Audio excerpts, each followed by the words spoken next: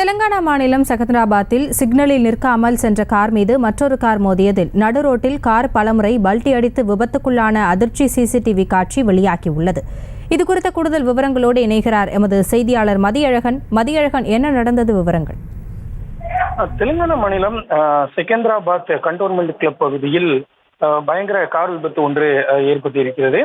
அதில் சிக்னல் விழுந்த சமயத்தில் கார் ஒன்று சாலையை கடக்க முயன்ற பொழுது அந்த வழியாக வந்த மற்றொரு கார் அந்த காரின் மீது மோதியது. இதனால் அந்த கார் டிவைடரில் மோதி 3 முறை பல்டி அடித்து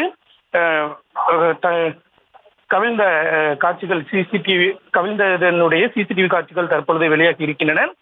இதில் அந்த காரினுடைய பின்பக்க கண்ணாடி உடைந்து காருக்குள் இருக்கக்கூடிய பொருட்கள் சாலையில் விழுவதையும் நம்மால் பார்க்க முடிகிறது. ஆனால் இவ்வளவு ஒரு கோரமான விபத்து ஏற்பட்டு இருந்தும் அதிர்ஷ்டவசமாக காரில் பயணித்த 3 பேரும் எந்த விதமான காயங்களும் இன்றி உயிர் பிழைத்திருக்கிறார்கள்.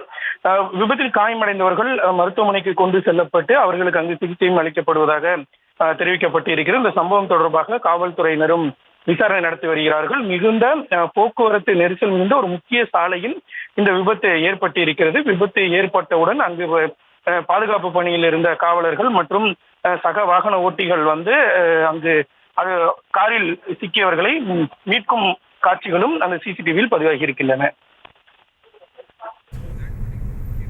விவரங்களுக்கு நன்றி மதியழகன். செய்திகளை உடனுக்குடனும் துல்லியமாகவும் தெரிந்து கொள்ள சப்ஸ்கிரைப் பண்ணுங்க.